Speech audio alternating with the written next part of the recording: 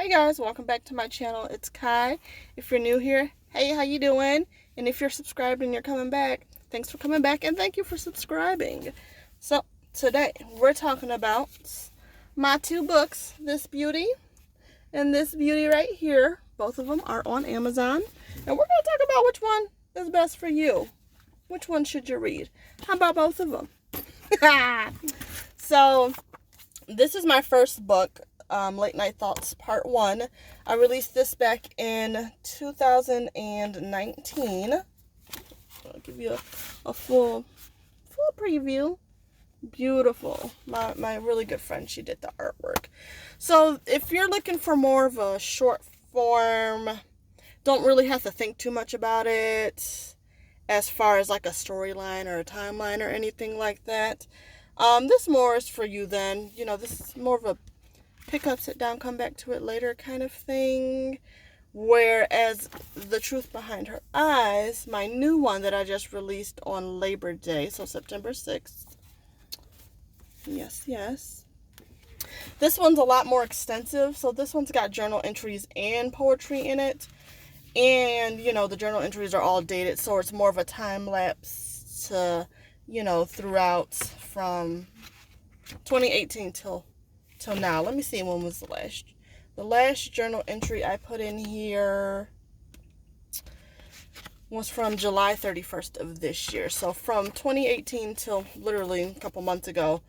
This is more of a, if you've got more time on your hands and you really want to just sit down and dig into something, this would be your better bet as opposed to this one. Now this one, it's still very like emotional and thought-provoking and, you know, all that good jazz. It's just not as long because it's poetry. So, how many pages?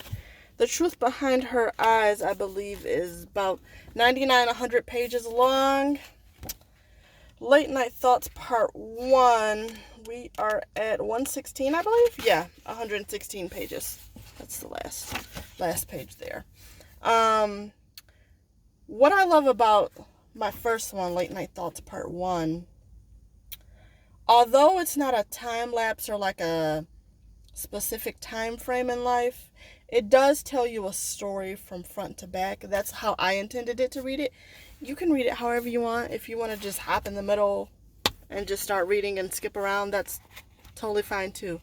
But when I wrote it, I intended it to be read front to back. So it's separated into 5 different chapters. And chapter 1 is Trauma and Heartbreak. Chapter 2 is Dreamland. Chapter 3 is Sex, Love, and Lust. Chapter 4 is Reflective. And Chapter 5 is Hope and Breakthrough. So it kind of starts at the beginning of the book. It's kind of a little bit darker, a little bit deeper, a little bit more somber. Really goes into depth about a lot of things that I don't, you know, if you want to know, hey, go buy it, go read it. But I will let you know, so in chapter 1, some of the titles are Blame, Happy Birthday. Sounds cute, right? Deceiving. Peer Inside, Empty Cup, Faded, Love Drought. Those are all in chapter 1. Chapter 1's more of a, you know, just like trauma and heartbreak, like it says.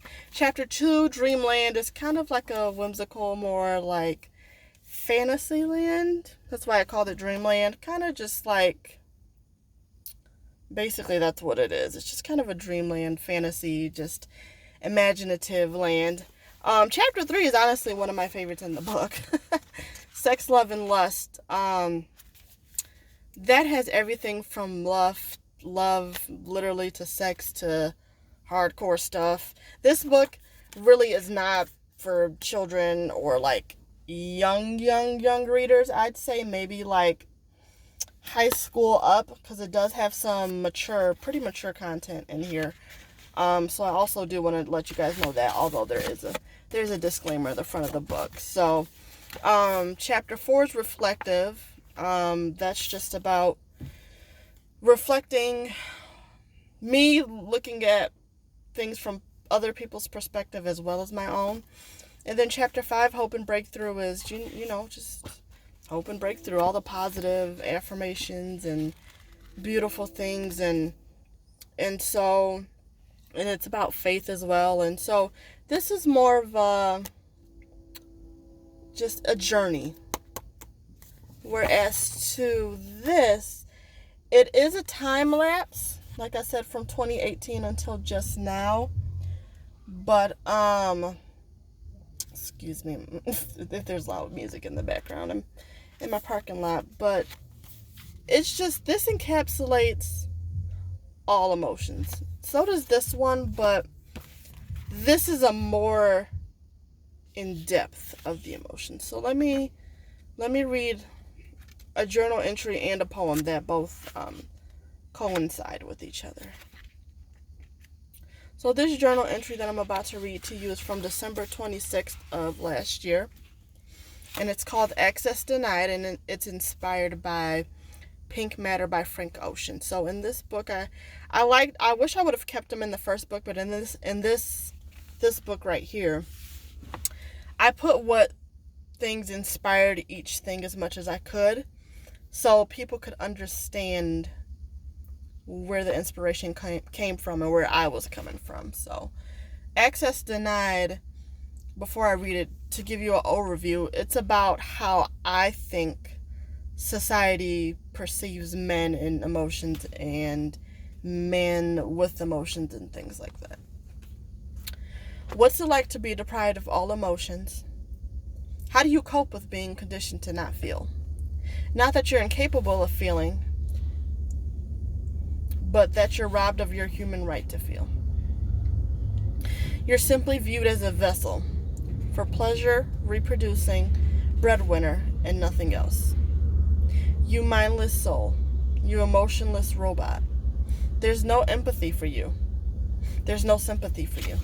There's no love for you. Just stale and motionless feelings. Your words are muted. Your feelings are turned off. You better not turn them back on. You better not show any emotion. You're just a spineless, ruthless, worthless, non-existent human. Who do you fall into when you're feeling broken?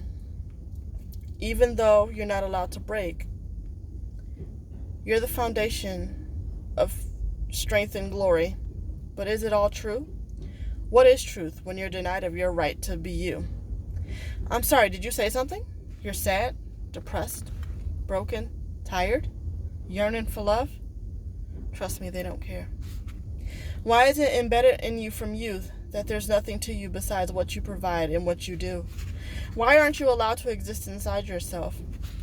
Or why aren't you allowed to feel? Why aren't you entitled to love, appreciation, tenderness, and compassion? Even when you try your hardest, why is it never acknowledged? Why aren't you allowed to be human? Why is it so inhumane to be a man? So again, that's not how I perceive men at all. That's just my perception of how society views men. Now this poem coincides with that journal entry, and this poem is called Man. I wish you would cry without fear of being judged. Don't forget you're human too. You long for love, intimacy, satisfaction, affirmation, praise, touch, and acknowledgement, just as much as a woman. You have a story, you have a past, you have a heart, you have a mind, you have a body, you have feelings and emotions, all which belongs to you, and you alone. Man, I wish you would love without reservation, without pain, without resentment, without oppression, wholeheartedly, unapologetically, tenderly, freely. Man, I wish you would let me love you without reservation, without pain, without resentment, without oppression, wholeheartedly, unapologetically, tenderly, and freely. I just want to hold you. I just want to cherish you. Man, I wish you would believe in yourself, trust in yourself, love yourself, cherish yourself, be yourself, without reservation and without fear of judgment, because being a man doesn't mean you're not human. So this one is a lot more in depth. And so if you're looking really to just sit down and really dig deep into something and really take your time with it, this is the book for you.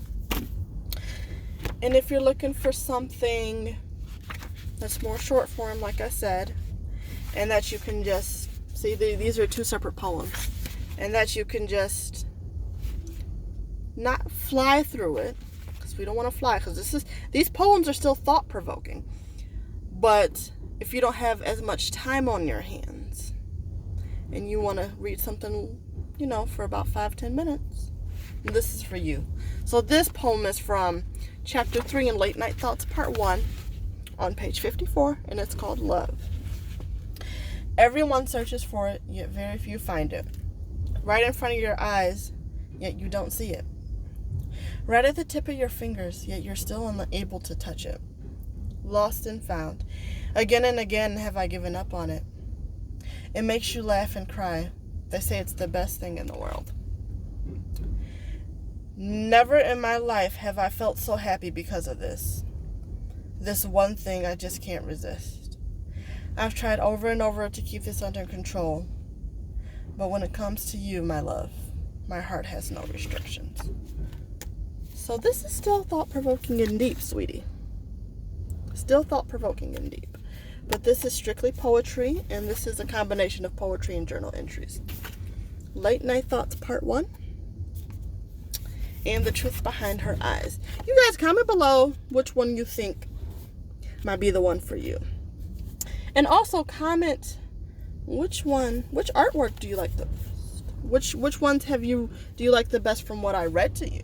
Ooh, that's a good one. Okay. Like and subscribe this video. I upload every Monday, so catch me here. Join your girl. Let's have some fun. Let's love it. And I will see you guys next week. And also, before I go, I'll link both of the books. I'll link both of these books in the description. And I also do a deep dive in both of these books on my channel, and I will have both of those videos, linked in the description as well. So if these interest you at all, I'll link both of these in the description, and I will also leave the deep dive to each book in the description as well. Happy reading, and see you guys next week.